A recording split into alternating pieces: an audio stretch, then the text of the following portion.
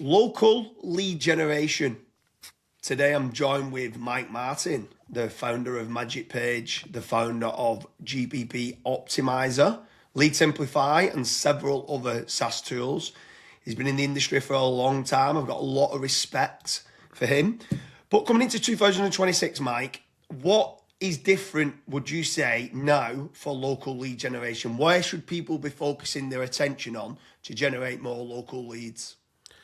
I think 2026 we're looking at what we call agentic AI, which basically is you speaking into a machine and getting the result that you want, so that when you're driving along you can get the result, when you're speaking to your phone you can get the result.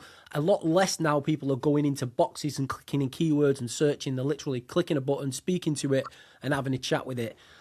So the kind of fundamentals have completely changed, and it's going to change rapidly now over the next 12 to 18 months, because people don't, like back in the day, if you think about it, if I needed a locksmith, I would have gone to my computer in the house, switched it on, logged in, searched on Google, and picked the top business. Nowadays, you pick up your phone and you just chat to it, get me a locksmith in a local area, and boom, press a button and it's done.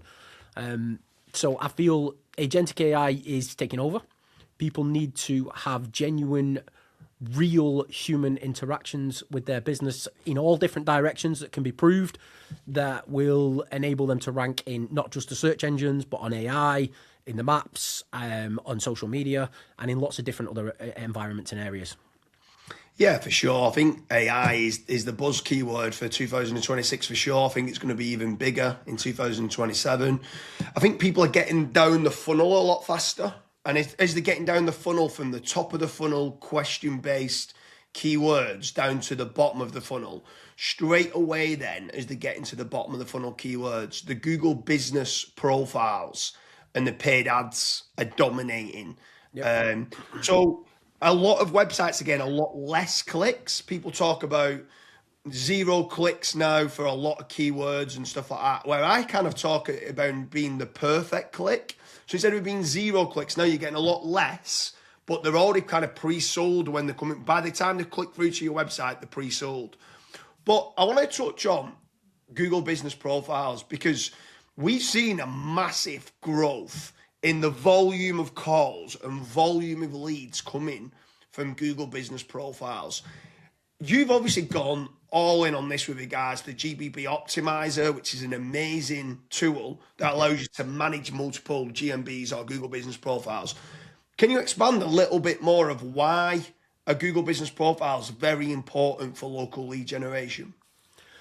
It's not just a Google business profile. So I think rather than just answering the one question, I think what I should do is kind of outline a map of local lead gen for a local business, like the easiest route to success for a local business. Because there's kind of let's say 4 pillars, and then obviously you've got the off-page SEO and stuff like that.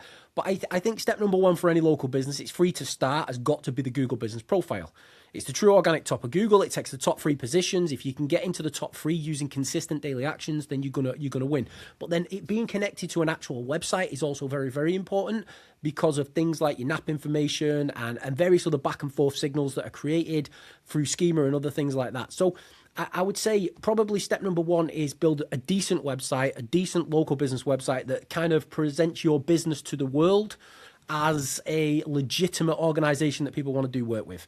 Straight after that, I would say then go after the Google business profile side of things and get your Google business profile, connect them all together, and just get a process in place, an SOP in place for your business that does the continuous daily actions for your business. Now, a lot of businesses will win just on those 2 actions alone. But if they then want to start spreading further afield and doing better, then you want to start creating local pages for all the towns, villages, and suburbs surrounding your business, maybe a 3 to 5 mile radius to start with, going further afield, making sure that your schema points back to your Google business profile and so on and so forth, and all your branding matches. And then a great way to generate new leads. So what I see a lot of businesses do that's stupid, actually stupid, right? We'll just call it what it is, right? And they don't understand they're doing it. So it's not stupid because they understand it. It's stupid because it's stupid when you think about it. Is paid ads, right? And I'm not knocking paid ads. I love paid ads. But if I'm a plumber in London, right, you've got to think about paid ads from a perspective of a business. If I'm a plumber in London and I'm targeting plumber London, right, and there's 200 other plumbers in London, and the ad system is on an auction system. The whole thing is built on, right? Your cost per click is always going to rise, your profit is always going to decrease, and because your profit always, it's a race to zero for every single business. So they're all racing towards fucking zero, and it's like, why? It's like, it doesn't make sense. But because they're out of desperation, they do that, and then what they have to do is figure out how to upsell. Then they have to figure out how to put the prices up. Then they have to figure out how to rip customers off because they've got no other choice because they're spending that much money on Google Ads. Google Ads are absolutely brilliant. It's the fastest way to fill a pipeline, to fill an email marketing system, to fill anything like that you want. But you only want to use it on short-term ads, promotions, special offer. As a local business, don't get me wrong, long-term branding and all that, you can throw millions at it and all you're bothered about is getting seen everywhere. It's a different game altogether. But when you're talking a local business, I've seen businesses go in and spend 3, 4, 5, 6 grand a month and almost go out of business because they're focused on long-term keywords. You have to have Google Business Profiles and you have to have search engine optimization to make that work. If you haven't, you're not using a profitable business strategy to the top. So what you do is you go after short-term promotions, marketing, like certain, let's say I'm in Weymouth now. If I'm in Weymouth, I'd do a short-term promo to local businesses, a 50% off deal to local businesses. I'd do an event that I'm promoting in Weymouth for local businesses and get lots of people in and generate lots of buzz and lots of people around my business, which will rank my website, rank my GBP. But I would never bother, if I was in a major city like London, having Locksmith London or Plumber London or Electrician London, because there's 200 businesses and everybody's doing cost per click, and then other people are doing cost per click on a way that you can use a credit card to push the cost per click through the roof, right? And then they just rip the credit cards off. And what a lot of people don't think about, this winds me up, and that's why I'm getting dead excited about it, is because Google gives you, when you sign up as a local business, 400 fucking quid, right? So if they give me £400 to compete against real businesses with real money, that's like going into a casino and you're betting against somebody who's using fake money with your real cash. And it's like, whoa, all they're doing is pushing the cost. But it should be illegal. They shouldn't be allowed to do it. But they do, and it really winds me up. So yeah, the 4 pillars is obviously paid ads, Google Business Profiles, local pages, and a local business website. They're your foundations of any good local marketing strategy. And I feel then all the other stuff that we do, like the link building and the PR and public relations and getting them to events and all things like that, come secondary to that. Yeah, I completely agree with what you're saying there. I think if just to add a few more things on to local lead generation strategies that's working very well at present is checking to see any Reddit forums that's ranking. In nearly every single area, if you're typing in roofing Edinburgh or plumbers London, you'll find that on the first page there'll probably be a forum and discussion kind of tab. And normally Reddit's in there. So go on to that Reddit for the specific products and service of what you offer in the areas that you offer it, and try and go and add value into those Reddit subreddits and stuff like that. That's another good way, a cheap way of being able to generate kind of inquiries. Another one is LLM optimization, so AI optimization, trying to get the content that you have on your website, or you're doing quite a lot with Google Business Profile optimization, that you're doing the posts, and that can then trigger into ChatGPT and Gemini and stuff like that, trying to get the brand in that AI overview to say that you are the best plumber in Weymouth or roofer in Weymouth and stuff like that. And then I'd say the last one, which is a cheap form of running paid ads, is getting the retargeting pixel set up on the website and doing meta ads retargeting, only because they've already been through to the website, which means they're interested, but they might not have actually inquired. And then you can then go and follow them on Facebook and Instagram. And it's a cheap form of running paid ads just to be still top of mind that might be able to get them back. So just some other strategies there for local lead generation in 2026. Is there anything else there, Mike, you want to add on? Or yeah, the reason you just reminded me of something then. So we did something years and years and years ago, right? So I remember so at one point I found a way. So this was a long time ago, but it worked for years. It still works now if I set it back up, right?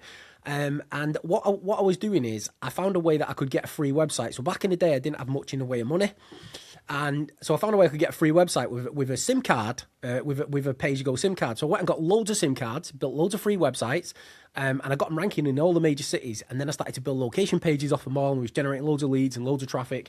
And then all of a sudden, Google must have cottoned onto what I was doing, because they took down all my websites overnight. So I lost like 19 or some websites covering like Manchester, Liverpool, Leeds, Oldham, Rochdale. I was number one everywhere then. I was number one nowhere. And a very quick, so basically I was like, shit, I need to go and do paid ads. So what we did is, rather than setting up a local ad campaign, I set up a national ad campaign, right? So the UK is not massive, right? But it was a national ad campaign, and I put my cost per click at about £1, right? A click, rather than like 10 or 15, 20 quid a click like it was. And I set it at £1, and what I found was the phones blew up, right? And the phones blew up really, really quick, but not in like Manchester and Liverpool and Leeds and the major cities, but it was all the tiny little outside areas where we didn't have any competition. And the phones exploded, and we were answering these calls. And then all I was doing is I was saying to them, okay, so we charge £50 booking fee, and then after that we'll get somebody to come out. And what we did is we were getting the booking fees, and then we were phoning local businesses and giving them the job. But what I'm saying is, we were getting, it's more on the ad side of things. We were getting the cost per click of the ads was driven down massively, because we were doing national campaigns, and we were getting the clicks in the areas where there were no ads. And the areas where there are no ads is a lot of the rural areas where you've not got major cities and all the competition. And it worked really, really, really, really well. It kind of kept us afloat to a point where we could rebuild all the websites, re-rank all the websites, and do all the other stuff that we did. So it's just, if you've got actual telesales people that can position the jobs, or if you are a national company, low ticket ads on a national basis, it won't ever cost you a lot of money in the big areas, but it will make you a fortune in all the smaller rural areas where you can send your drivers or your vans or whatever it is that you're doing out to these clients. So we found that really profitable. Yeah, so hope you like the video on local lead generation. I just want to plug one last thing with regards to Mike Martin's tool, GPB Optimizer. Another reason why I absolutely love it, not only because Google Business Profiles have actually started to generate more inquiries, I think it's also one of the main trust factors in building reputation. Getting those reviews on both Trustpilot and also on that Google Business Profile is key. So that the zero-sum moment, if you are a plumber and you're £1,000 and another plumber's £1,000, and they're just going to quickly go and check out who they're going to use, a lot of the time they're typing in the brand name, the Google Business Profile shows up at the top, and they're wanting to see who has the better reputation. And I think what I love about GBB Optimizer is the fact that it can drip feed the reviews that's coming in and getting that review velocity. Make sure you check out the link in the description. Mike, it's been an absolute pleasure in discussing local lead generation strategies for 2026. Cheers, mate.